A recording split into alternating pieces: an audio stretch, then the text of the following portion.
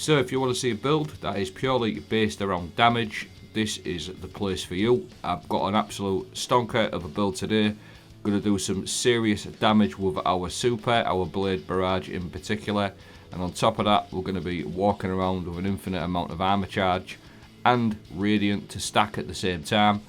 Armor charge for your weapon surges and radiant stacked together. So just to sort of nail it, we're going to do massive amounts of super damage, and on top of that we're going to be walking around with a 52% damage increase on our weapons because radiant and weapon surges stacked together. And I've got a build that enables us to run these two both together, radiant and weapon surges, pretty much infinitely, and have an excellent super on top of that as well for some damage.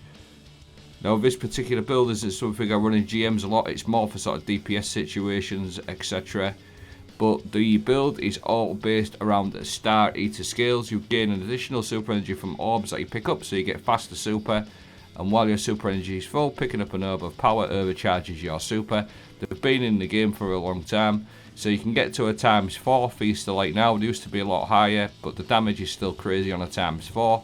It says here, this is courtesy of Light GG. You get a 70% damage increase as long as you pick up orbs. When you've got your super, you're going to go stacks up Feast of Light all the way up to 4. This is without the Feast of Light ×4. This is just a standard super. You'll see it barely took maybe just over a quarter of his health. And the next clip you're going to see, you'll see there I've got my Feast of Light ×4 and I've stacked my radiant, which is really important to get the extra super damage as well. But look at the difference of that. Massive difference. That is what the Star Eater skills do when you've got them fully charged up. Again, ×4 Feast of Light. Hit him with your knife to make sure you're radiant to increase your super damage, and bang, that is the difference. Really, really big. Like I said, I don't use this build in GMs predominantly. It's a loadout I have for DPS situations. Really, really good in lost sectors for clearing enemies fast, but it's more for sort of boss encounters. Now, I tend to stack 3 of these solar weapon surges. I believe it's a 22% damage increase.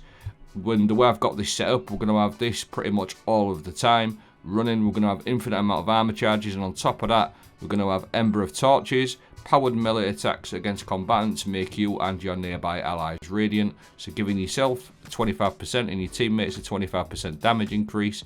I've got some numbers to show you now. 1708 is a standard shot with my solar pulse rifle. I'm going to go radiant now. Hits him on my knife to get my radiant, that's the Ember of Torches. 2135, that's a 25% damage increase. And now what you're going to see is I've got my armor charge, the solar surge and the radiant stacked together. 2604, if you add that up, that's a 52% damage increase. And the way I've got this set up, like so, is absolutely crucial because you're going to be able to stack these infinitely and just have an infinite rolling 52% damage increase. And on top of that, you've obviously got your overcharged super from your Star Eater scales. But Ember of Syrian is an absolutely crucial fragment on this one because defeating scorched targets grants melee energy and it creates a fire sprite. Your melees, your throwing knives all scorch, and all of your grenades apart from the healing grenades scorch. So you're going to have fire sprites laying about everywhere with this build. And it works really nicely with Ember of Torches because whenever you become radiant by hitting something with your throwing knife, you're also going to scorch them, which is going to leave a fire sprite. And then with the seasonal artifact, Solar Surge here, collected a fire sprite, gives you an armor charge. So you're literally going to have infinite amounts of overcharge just from the fire sprites. But then on top of that, again, this is really important, I run a Reaper mod.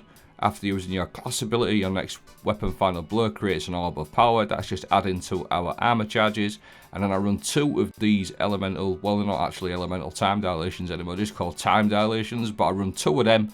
And that's going to give us an 18-19 second timer on our armor charge. So running 2 of them is absolutely huge.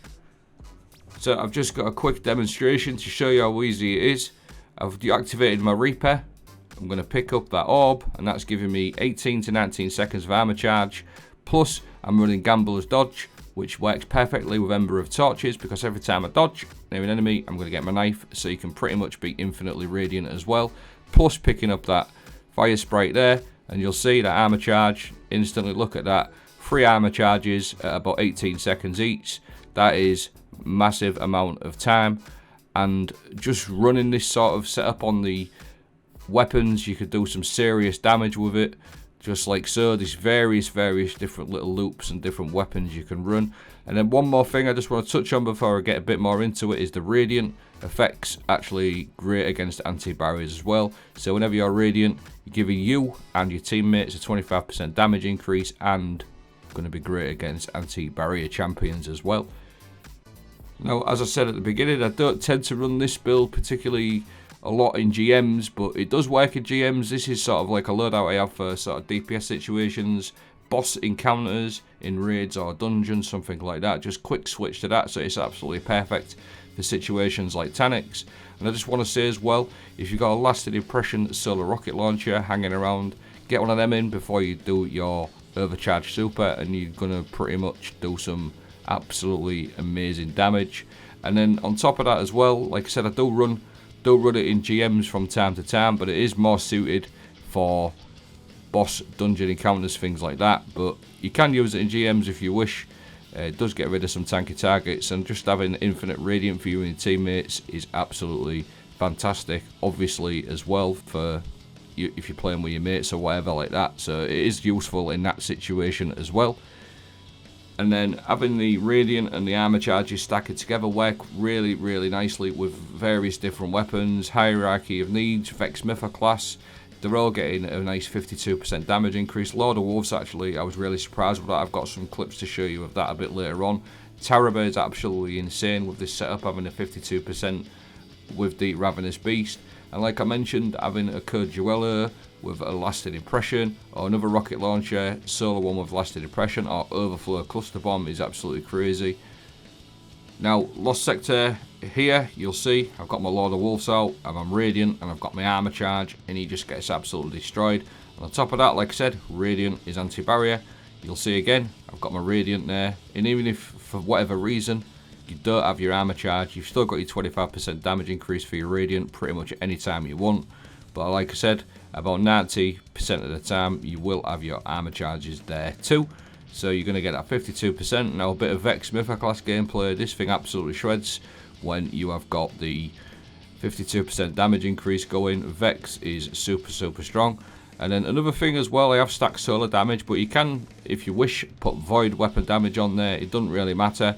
I just like to stick to solar. I think that's a bit of my OCD in there. If I'm running a solar subclass, I do try to stick to solar weapons a little bit. But you can switch it up to void if you wish, or even kinetic damage if you can get the 9 energy slots on your legs. And again, a bit of hierarchy of needs, radiant, armor charge, and it absolutely destroys stuff. Hierarchy of Needs is probably one of my favourite weapons over the last couple of seasons. I absolutely love it. I'd definitely recommend that with this build.